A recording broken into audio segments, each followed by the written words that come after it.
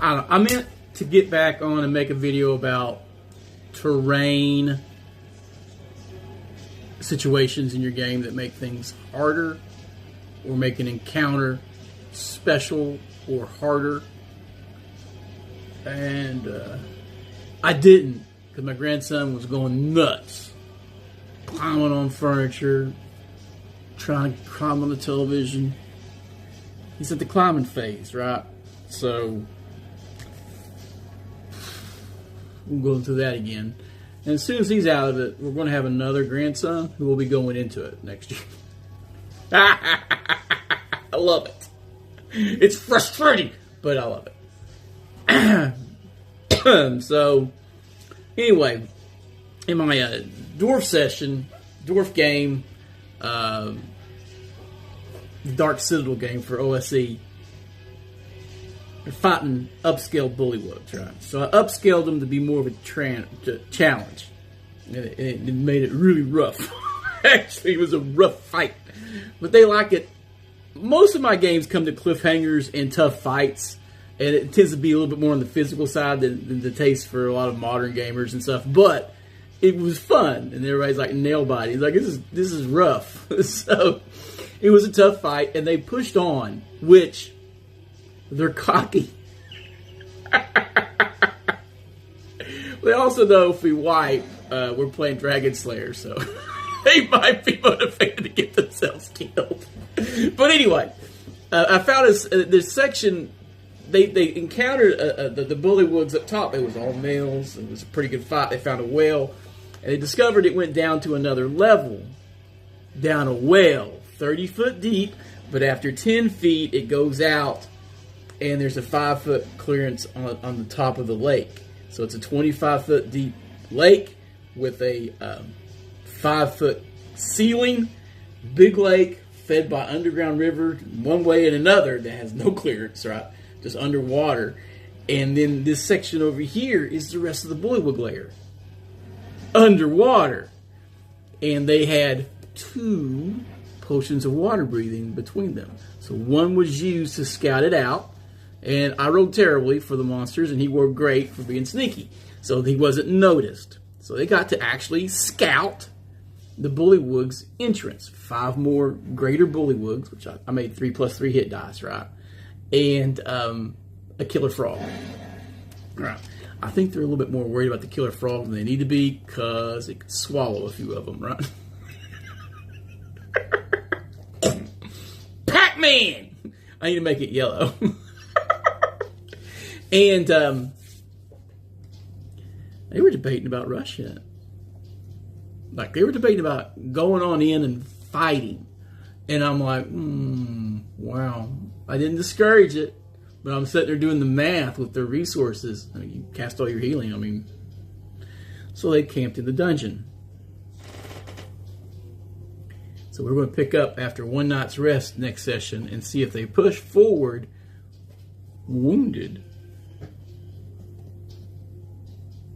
into the fray. We'll see. But the main thing is, it's mainly underwater. There is one character who is kind of geared for this. He's got Ring of Free Action and an axe that does bonus damage versus water breathers, right? He's also got a big mean spear, which I'll probably go with the spear. I did go over my rules for underwater combat earlier in the campaign, because the whole campaign is along an underground river that goes deeper and deeper into the Underdark. -2 to hit with slashing, crushing weapons, and half damage. Unless you have free action, right? Or something like that. So only piercing weapons are working really good underwater, and all your missile weapons are shit. None of your missile weapons work. So, you got a lot of slingers. The cleric ain't doing nothing, he's using a sling. Oh, you can't use a sling in the water. Sorry about your luck. So that's what it's looking like for my next session. And that is a huge terrain disadvantage, water. And I had joked during session, and I got some blowback from the player. I'm getting a lot of blowback from the players here lately, but yeah, it's always in jest, right? I'm always fucking around.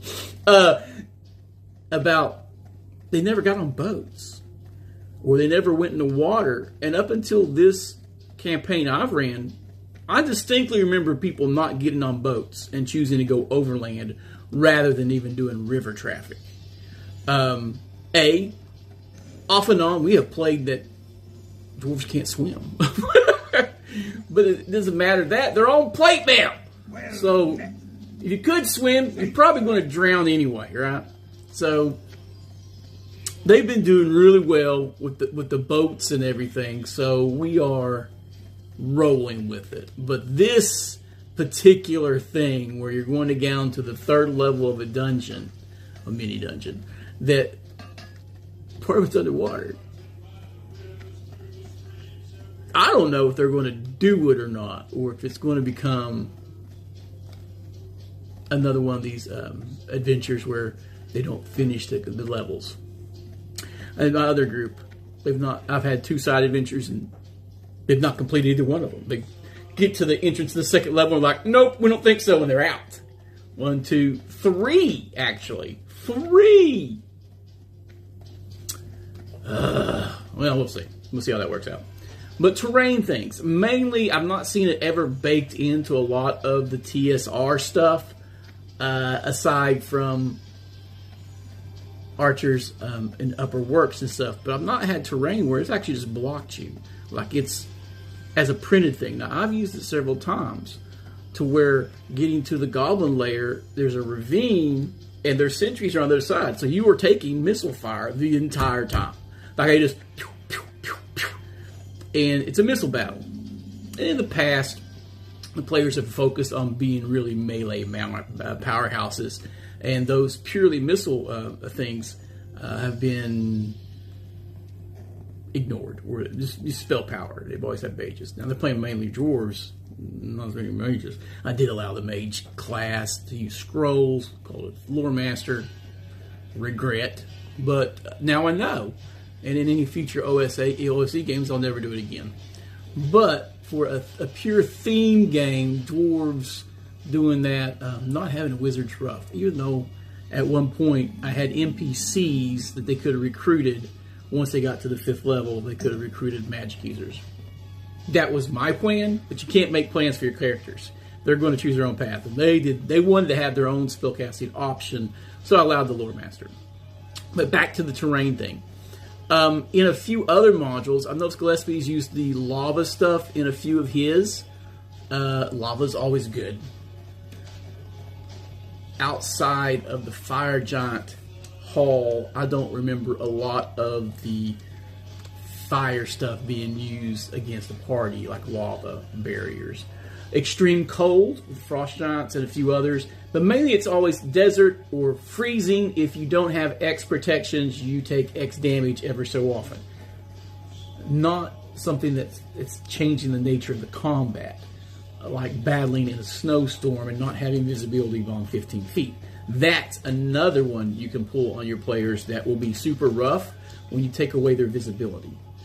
And that's a terrain thing, and it makes the encounter harder. So it would make a raid by goblins who are used to that weather rougher because they can run away.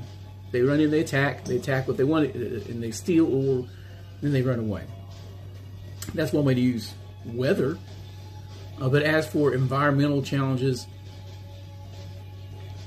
I've not seen a lot baked in. I've done a few with the ground being rough to stand on in caverns and broken grounds and stuff like that. But this water environment is probably the roughest. And besides against the final enemy, U3, I don't remember a lot of underwater adventures outside of Dungeon Magazine. So Dungeon had a few, but for TSR, I think against the final enemy, the U series and the Lindor Owl series is the only other underwater one I remember being a big challenge. And 1 or 2 encounters in the Tomb of the Lizard King. Now, I've put these as ways in the modules over the years to where you have to go through a well or through a section of water, underwater to get into the next section. And they've never been discovered. This is the first time it's actually happened. First time. Ever. Anything that was hidden behind a pool has always been overlooked. Not this particular group of guys, but people have played with. This is the first time it's happened, and it's a fairly newer player. Brian is one that's like, I'm going down the hole, drinking my water potion. He's a little risky. He's not risk adverse. He's used to re-rolling. If you're going to take risk in an OSR game, you're going to be rolling some dice for a new character. Just saying. Sometimes you get great rewards, but you also find this next level. Otherwise, they could, and it's not a must section to get to. So they still haven't finished exploring the mines. So I'm looking forward to how much, and it's a really kind of basic setup, and they've really overthought a lot of this stuff. Give them enough rope, dude. They'll confuse them and befuddle themselves all the time. It's fun. It's fun. Put red herrings in all your modules, and I'm going to start using more environmental hazards and challenges baked into them. When we get to something that has a lot of lava and stuff, and they're going to a section where there's their goal is to get to a section where there's lava to destroy an item, in theory, and I may have to break out a grid to have people forced to navigate around lava flows and lava pools. That could get your party separated very easily. It'd be hard to do in Theater of Mind if it's a winding thing, right?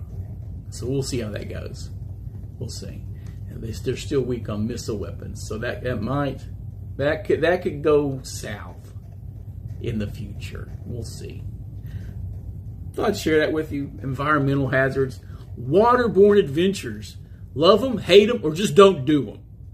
Because guess what? Drowning doesn't care about your hit point total at all. So once you start drowning, 10 hit points, 100 hit points, doesn't matter. It's X rounds, you're dead. Or X rounds, you pass out when you fail a con check, and then X rounds later, you're dead. Drowned. We'll see how this goes. 1 potion of water breathing for 10 dwarves. Curious how this works. I'm curious how this is going to play out next Wednesday. We'll see how this plays out in a week. It's always fun. Always fun. Anyway, game well, game often. I think I'm making a few more videos this weekend. I hit 60 subscribers again. We'll see if it goes up, goes back down. I can't believe you said that. I said all kinds of crazy shit, okay?